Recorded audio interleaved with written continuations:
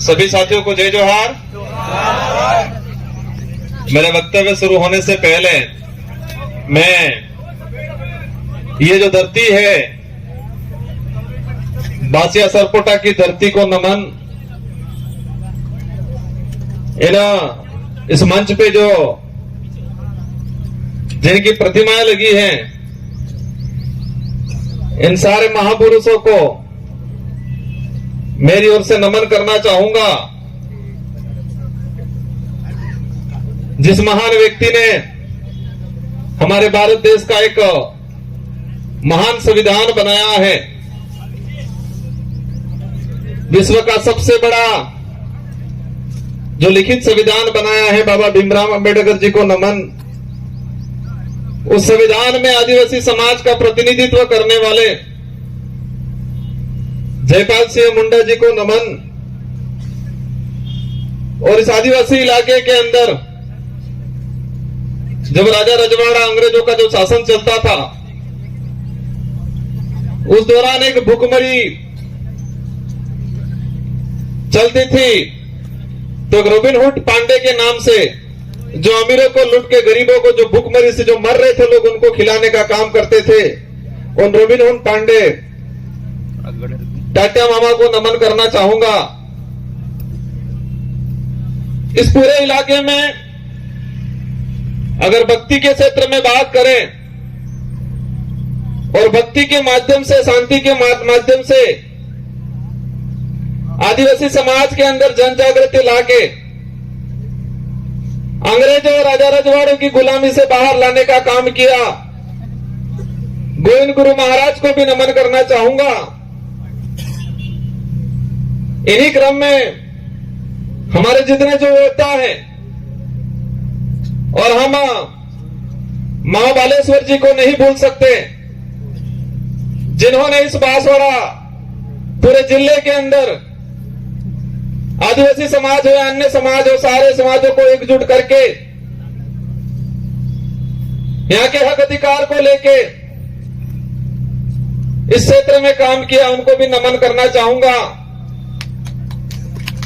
और मैं कोशिश करूंगा कि जितने जो महापुरुषों के मैंने जो नाम लिए, उन महापुरुषों के जो विचार थे, उन विचारों को जन जन तक पहुंचाने के लिए उन्होंने जो संघर्ष किया, उन्हीं विचारों को आगे बढ़ाने का काम मैं और मेरी भारतीय आदिवासी पार्टी करेगी और आने वाले समय में अनवरत करती रहेगी। इन विचारों को आगे बढ़ाएंगे।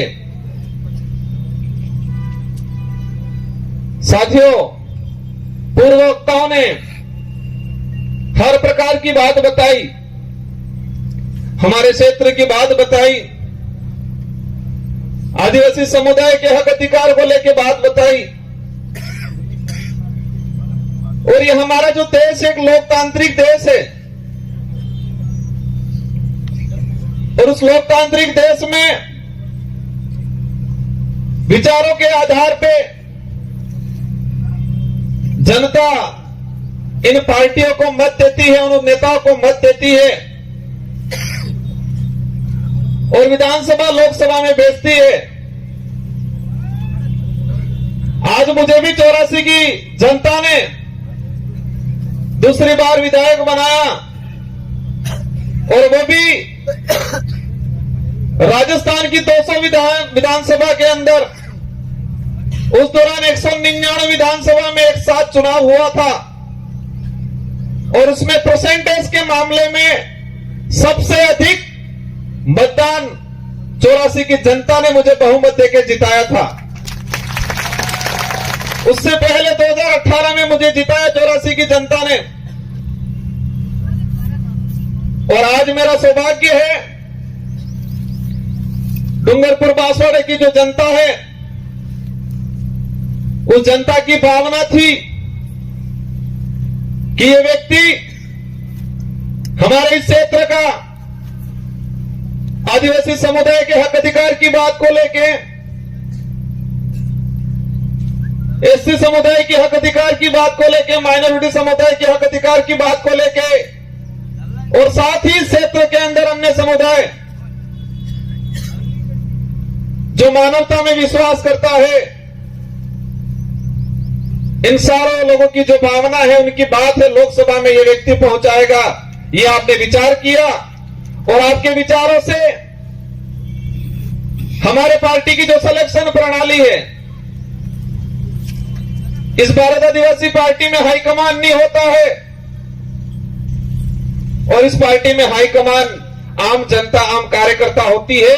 और आपकी भावना के अनुरूप मुझे इस लोकसभा क्षेत्र का सांसद प्रत्याशी बनाया, और मैं उम्मीद करूंगा कि जिस भावना से आपने मेरा सिलेक्शन किया है, उसी भावना से मेरा इलेक्शन भी करोगे, ये मुझे उम्मीद है आप सबसे। मैं आप सबको भरोसा भी दिलाना चाहूंगा, इस देश को आजाद कराने में इस क्षेत्र के अंदर आजादी से पहले जो शोषणकारी नीति वाले लोग थे, उनके खिलाफ ये जो जितने जो महापुरुष हैं, उन महापुरुषों ने अपने विचारों के माध्यम से इस क्षेत्र में जन जागरण किया, लोगों को जागरूक किया और अपने हक अधिकार के प्रति लड़ने के लिए प्रेरित किया। और मैं वही विचार, ये जो महापुरुष हैं, उन महापुरुषों के जो उद्देश्य थे, इन उद्देश्यों को उन्हीं के विचारों के माध्यम से मैं पूरे करने की कोशिश करूंगा। साथियों, आज का जो कार्यक्रम है, अनुसूचित क्षेत्र में आरक्षण व्यवस्था, आरक्षण को लेकर महासम्मेलन,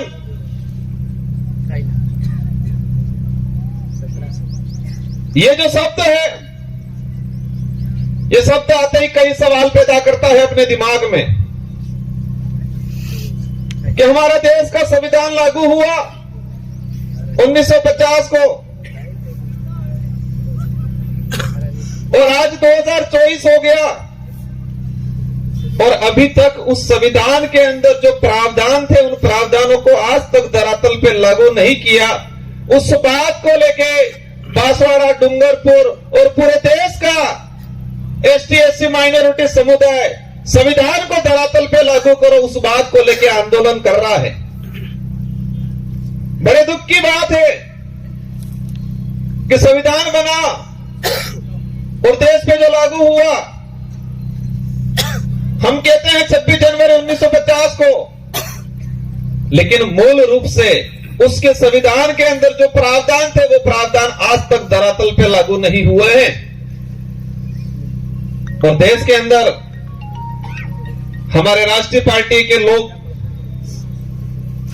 कहते हैं देश विकासशील से विकसित हो रहा है, कहते हैं विश्व के अंदर हमारे भारत देश एक विकसित राष्ट्र की श्रेणी में आने लग गया है। लेकिन देश के अंदर देखा जाए, आज से 5 साल पहले जिस 5वीं स्कूल के अंदर 70 बच्चे पढ़ रहे थे, और आज उसी 5वीं स्कूल के अंदर 35 बच्चे पढ़ रहे हैं। आज से 5-10 साल पहले हमारे देश के प्रत्येक नागरिक पे जो कर्जा था, और आज देखें वो कर्जा 4 गुना तेजी से बढ़ रहा है। आज जो कुपोषण का जो स्थिति है, आज से 5 साल पहले जाएंगे तो इतना कुपोषण नहीं मिलेगा जितना आज कुपोषण है। जो देश में मीडिया के माध्यम से, मैं सारे मीडिया पे सवाल नहीं करना चाहता, लेकिन कुछ मीडिया वाले ऐसे लोग हैं जो देश की सच्चाई को छुपा रहे हैं और पार्टियों के इशारों पे, सरकारों के इशारों पे इस देश के लोगों तक गुमराह करने वाली बातें फैलाई जा रही है। इस देश के लोगों को अंधकार में रखा जा रहा है, और हम देश में वर्तमान देख सकते हैं। मेरा वक्तव्य, हमारे पूर्व वक्ताओं ने कहा हमारे समाज के कुछ पढ़े लिखे अधिकारी कर्मचारी कहते हैं, हमारे समाज के जो नेता कांग्रेस बीजेपी में दिग्गज बने हुए हैं वो कहते हैं आरक्षण पूरा मिल रहा है। कोई कहता है आरक्षण की जरूरत नहीं है, कोई कहता है कि आरक्षण मिलना था मिल गया और फालतू गुमराह कर रहे हैं। हमारे क्षेत्र की जनता विचार करती है, हम कहते हैं आरक्षण मिलना चाहिए, वो कहते हैं आरक्षण मिल गया, कोई कहता है आरक्षण पूरा मिल रहा है। और हमारे क्षेत्र की जनता कंफ्यूज रहती है कि हकीकत क्या है। हमारा पढ़ा लिखा बेरोजगार युवा वो भी कंफ्यूज रहता है कि आरक्षण क्या है। और दुख की बात यह है कि हमारे पाठ्यक्रम में बेमतलब की चीजें डाली जा रही है। अगर देश के अंदर आरक्षण को लेकर जो चल रहा है, कुछ लोग कहते हैं भ्रमित किया जा रहा है। देश के आरक्षित वर्ग को, युवाओं को अगर क्लियर करना चाहिए था तो संविधान के अंदर जो आरक्षण व्यवस्था रखी गई है उसको हमारे पाठ्यक्रम में लागू कर दिया होता तो आज हर युवा को पता होता कि मेरा रिजर्वेशन संविधान के अंदर इतना है, शेड्यूल एरिया में इतना है, नॉन शेड्यूल एरिया में इतना है। लेकिन होता क्या है, वो आरक्षित वर्ग का युवा आरक्षण को जान जाएगा, समझ जाएगा, संविधान में प्रावधान क्या है समझ जाएगा, तो वो सवाल खड़ा करेगा उन राष्ट्रीय पार्टियों से, उन नेताओं से जो आते हैं कहते हैं कि राम के नाम से वोट देना। कहते कि नहीं कहते हैं? इन लोगों ने कभी ये नहीं कहा कि बेरोजगारी खत्म करेंगे, बेरोजगारी खत्म करने के नाम से वोट देना, ये बोला उन्होंने? इस क्षेत्र में शिक्षा में गिरावट हो रही है, शिक्षा के क्षेत्र में हम काम करेंगे, इसके नाम से वोट देना, ये नहीं बोला। और इस देश का दुर्भाग्य है कि इस देश में ऐसे नेता पैदा हुए हैं जो खुद के समाज का तो भला नहीं किया, लेकिन जिस पार्टी का खाया, जिस पार्टी में पद प्राप्त किए, ऊंचे ओहदे पे गए, उस पार्टी के भी नहीं हुए। जिस पार्टी के अंदर गए हैं उनको कहना चाह रहा हूं कि जो व्यक्ति उनके समाज का नहीं हुआ, जो व्यक्ति उसकी पार्टी का नहीं हुआ, वो तुम्हारा कतई नहीं हो सकता है। और इस क्षेत्र में देखा है मैंने, हमारे चंद्र वर्ग के भाइयों को जाके ये भड़काते हैं, कहते हैं कि तुम चिंता मत करना, मैं तुम्हारे साथ हूं, ये बोलते हैं। तो हमारे उन भाइयों को भी कहना चाहूंगा, जो खुद के समाज का नहीं हो सकता है वो आपका कभी नहीं हो सकता है। ये विचारधारा सच्चाई को लेकर लड़ रहे हैं। ये विचारधारा, हम कहते हैं हम आदिवासी समाज में पैदा हुए हैं, मेरा पहला फर्ज बनता है कि मैं मेरे परिवार के लिए, मेरे समाज के लिए बात रखूं। साथ ही क्षेत्र के अंदर हमारे एसटी समुदाय के भाई हैं, माइनॉरिटी समुदाय के भाई हैं, इसके अलावा किसी भी वर्ग का गरीब भाई है, उसकी कोई भी बात होगी, कोई भी समस्या होगी, उसका निराकरण करेंगे हम लोग। और ये देख सकते हो हमारे 84 क्षेत्र के अंदर हर व्यक्ति ने हमको मत दिया और मुझे मेरी विधानसभा में प्रचार करने की जरूरत नहीं पड़ी थी। हमारे कार्यकर्ताओं ने मोर्चा संभाल लिया था और हाईएस्ट मत राजस्थान में टॉप 2 में लाके रख दिया मुझे। आरक्षण व्यवस्था को लेकर कुछ आंकड़ा मैंने क्लियर किया है, अलग अलग डिपार्टमेंट की भर्तियों का, लेकिन इस मंच के सामने ही हमारे खाकी वर्दी वाले भाई दिख रहे हैं, इसलिए मैं उनके डिपार्टमेंट का कुछ आंकड़ा बता दूंगा।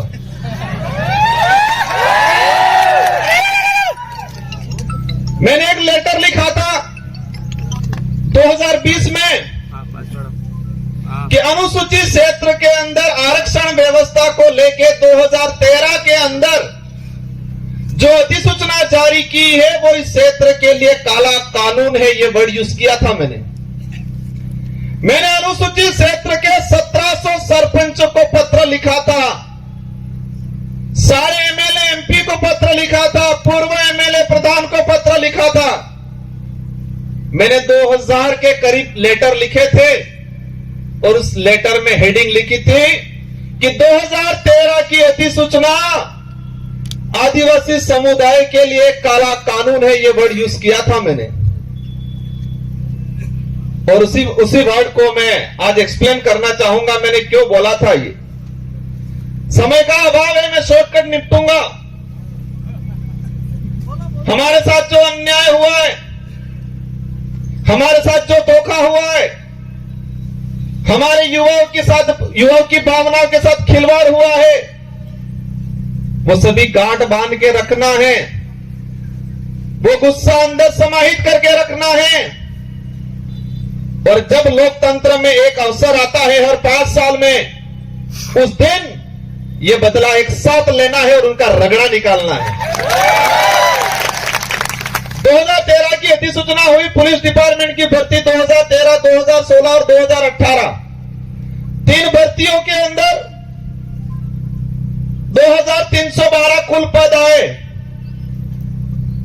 मैं ये आज इसलिए कहना चाह रहा हूं कि इन्हीं कमल कांग्रेस के नेताओं ने और मुख्य रूप से 2013 में जो मंत्री थे, वर्तमान विधायक थे, जो ईडी के डर से आज भाजपा में चले गए, उनके ही कर कमलों से यह लागू किया गया था। अब इसमें क्या है प्रावधान? इन 3 भर्तियों की बात करें, कांस्टेबल भर्ती 2312 कुल पद आए। प्रावधान यह किया गया 45% एसटी को, 5% एससी को और 50% ओपन कैटेगरी को दे दिया जाएगा। मतलब ओपन कैटेगरी में कोई भी जा सकता है, एससी का व्यक्ति जा सकता है, एसटी का व्यक्ति जा सकता है। ये बात बोली उन लोगों ने, लेकिन आंकड़ा क्या आता है? मैं ऑल ओवर अगर बात करूं, एसटी को मिले 828, 2312 में से एसटी को मिले 828 और वो 35% पद मिले, 45% पूरा नहीं मिला। वही बात करें ओपन कैटेगरी के जो पद आए 1156 और उनको मिले 1359, और उसमें एसटी एससी का रिजर्व कैटेगरी के लड़के गए 12 लड़के। और वही ये सामने खड़े में कहना चाह रहा हूं, उनकी पदोन्नति होती है, उनके पदों की गणना अपने कैटेगरी में लेते हैं। और कुछ नेता कहते हैं, ये बात इसलिए एक्सप्लेन कर रहा हूं मैं, हर व्यक्ति को अपना हक मांगने का अधिकार है। एक बाप के अगर 4 बेटे हैं, 3 बेटों के साथ अन्याय होता है और एक बेटा ही सारी जमीन लेके खड़ा खाता है, तो क्या 3 बेटे आवाज नहीं उठाएंगे? तो इस क्षेत्र में हमारा अन्य समाज का व्यक्ति रहता है, उनसे भी कोई दुश्मनी नहीं है, उनकी भी वाजिब मांग को हम रखेंगे। लेकिन हमारा फर्ज बनता है, जिस सर्टिफिकेट लगा के हम यहां पर आए हैं, उस सर्टिफिकेट के आधार पर एमएलए एमपी बनते हैं, तो जिस समाज का सर्टिफिकेट लगाया है, उस समाज के हक अधिकार के लिए अगर हम नहीं बोलते हैं तो कौन बोलेगा?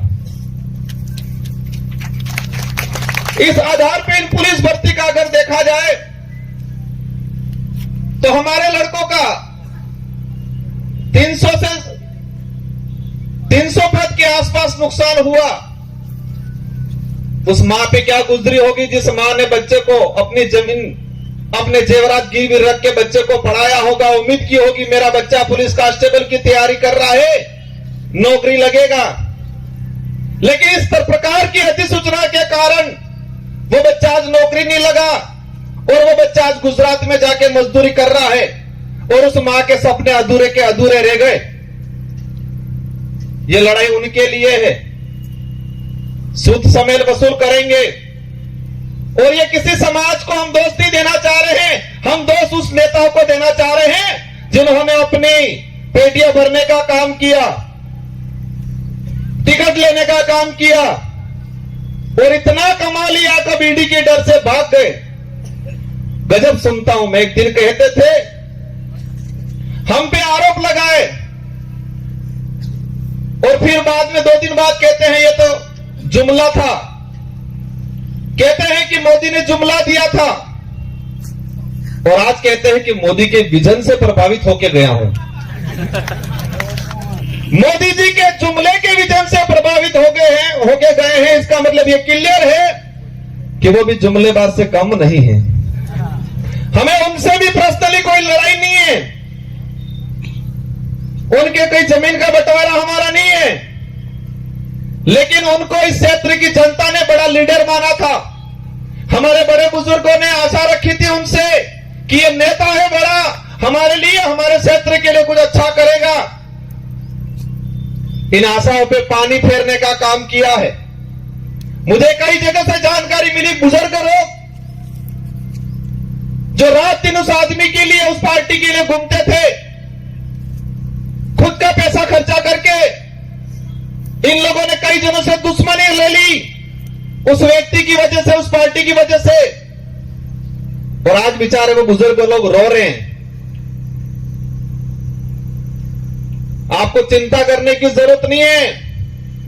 पूरे देश के अंदर यही भारत आदिवासी पार्टी है जो सच्चाई को लेकर लड़ने का काम करेगी। और आप देख सकते हो, उदयपुर संभाग की बात करें कि कांग्रेस कभी नहीं बात कर रही है कि शिक्षा अच्छी मिलनी चाहिए, स्कूलों में व्याख्याता लगने चाहिए, बेरोजगारी खत्म होनी चाहिए, हमारा अनाज जो पकड़ा है उसको एमएसपी रेट मिलनी चाहिए, बात नहीं करेगी। बीजेपी भी वो बात नहीं कर रही है। बीजेपी कह रहे हैं मैं किसी भगवान या किसी धर्म का विरोधी नहीं हूं, लेकिन जो धर्म के नाम से, भगवान के नाम से वोट लेके राज करने का काम करते हैं, ऐसे लोगों का मैं घोर विरोधी हूं और विरोध करता रहूंगा। यहां पर हुआ था, जिनको आज हम ज्ञापन देने जा रहे हैं, ये माही विस्थापित होके लोग, कटनावर में, ये माही डैम से विस्थापित होके लोग प्रतापगढ़ में रह रहे हैं, आपके आसपास तो रह रहे हैं, लेकिन मध्य प्रदेश के नीमच के अंदर लोग रह रहे हैं। और जो ये डांस ऑफ इंडिया में जो 5 बच्चियां गई थी, जिनका आपने सबने नाम सुना होगा, गली गर्ल्स के नाम से जो लड़कियां हैं, नीमच में रहती है, झोपड़ियों में रहती है, उनके माँ बाप मजदूरी करते हैं, आज तक भी उनको जमीन का पट्टा नहीं मिला है। वो नीमच के नहीं है, ये माही से विस्थापित होके गए हुए लोग हैं। और आज कह रहे हैं हमारे यहां के लोग विस्थापित होके गए, उनको जमीन नहीं मिला आज तक। हमारे इन महापुरुषों ने अपनी जान गंवा दी इस क्षेत्र में सामाजिक जन जागरण के लिए, हक अधिकार के लिए। उनके नाम से नामकरण नहीं करना है, और ऐसे नाम से नामकरण करना चाह रहे हैं। करना है तो इस क्षेत्र में जो लोग थे, किसी भी समाज का व्यक्ति हो, एससी का हो, ओबीसी का हो, किसी भी जिस व्यक्ति ने इस क्षेत्र के लिए काम किया है, मामा बालेश्वर आदिवासी नहीं थे, लेकिन आदिवासी समाज आज उनको भगवान की तरह पूछता है, क्योंकि आदिवासी के लिए काम किया।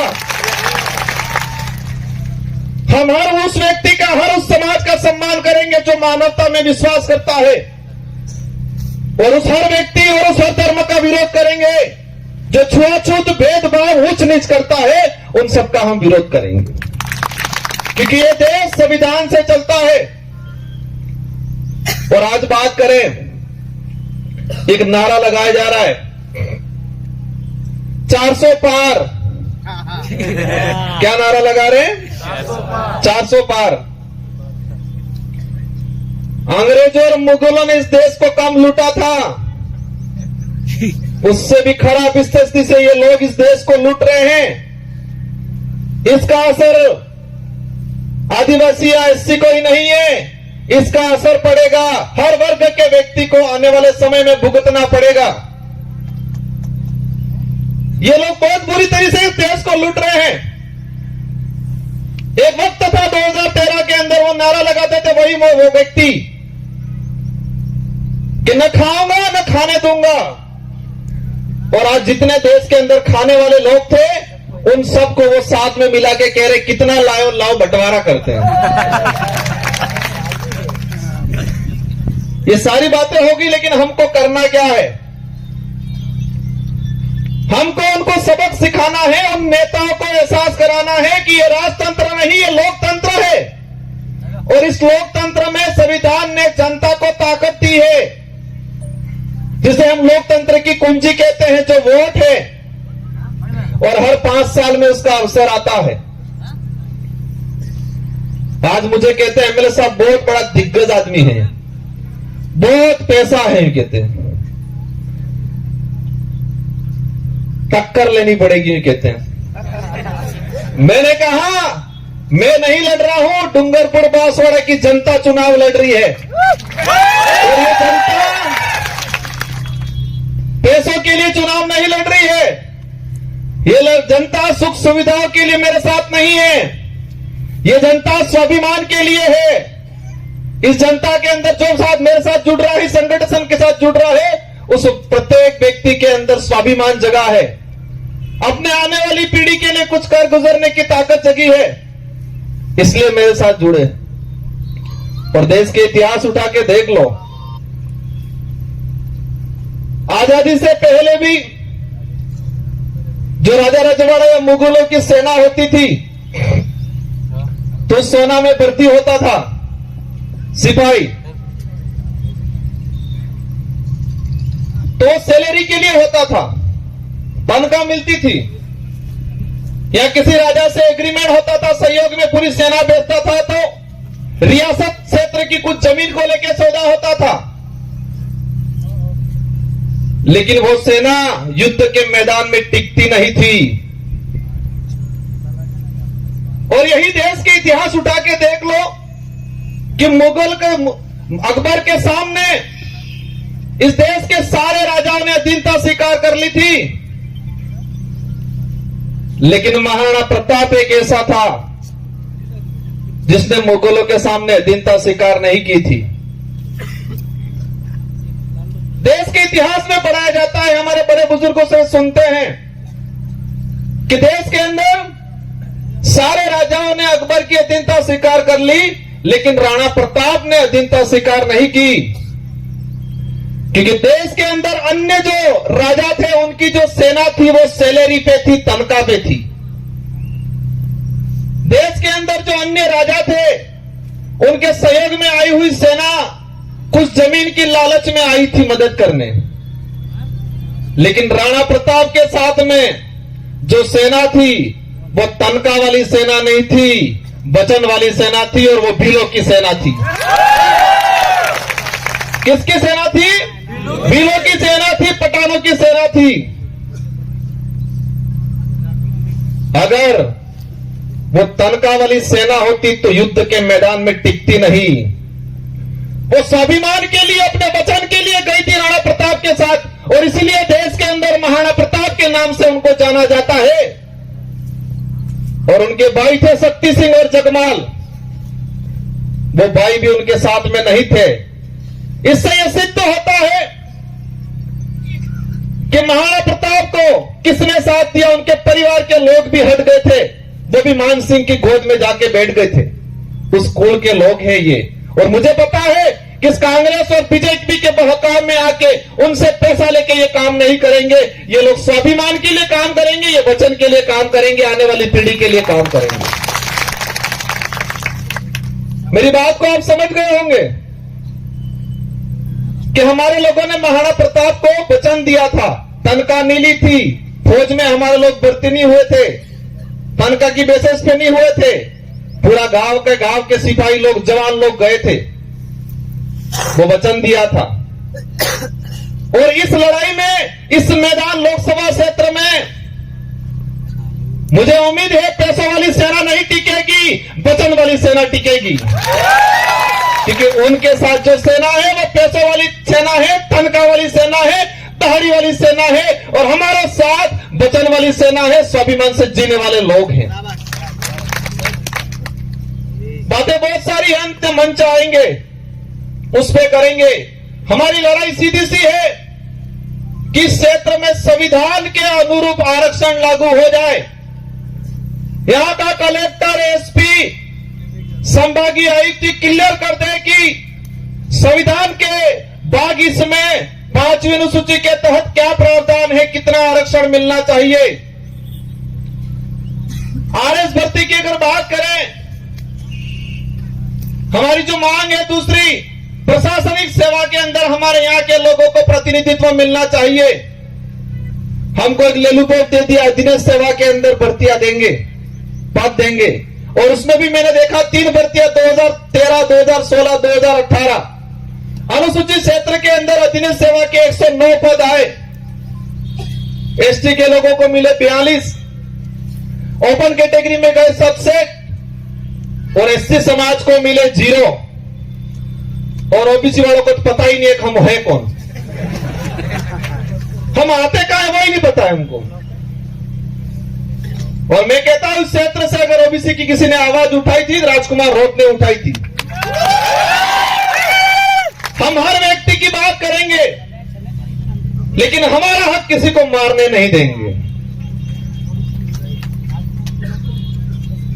एससी समुदाय को 0 सीट तीनों भर्तियों में, और अधिनियम सेवा के अंदर 67 पद आए, उसमें एसटी एससी रिजर्व कैटेगरी का एक लड़का नहीं गया।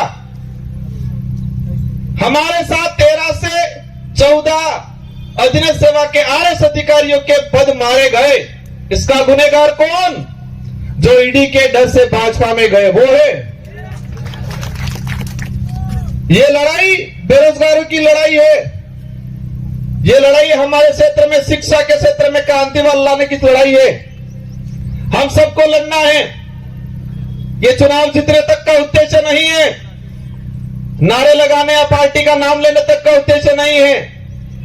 हमको हमारा समाज बचाना है, हमारा देश बचाना है।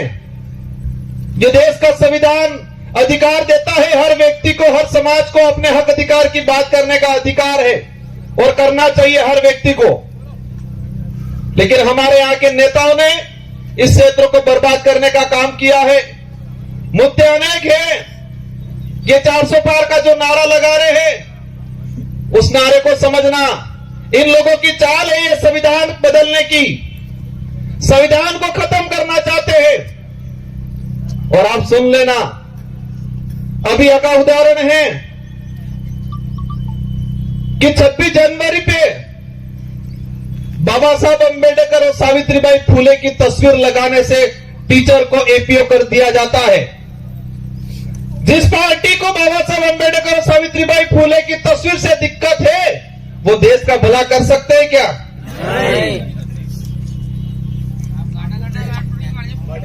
ये अंग्रेजों से भी बदतर स्थिति इस देश की करने वाले हैं, और हम सबको मिलके, और ये पार्टी कोई क्षेत्रीय पार्टी या इस डूंगरपुर, बांसवाड़ा, उदयपुर तक सीमित रहने वाली नहीं है।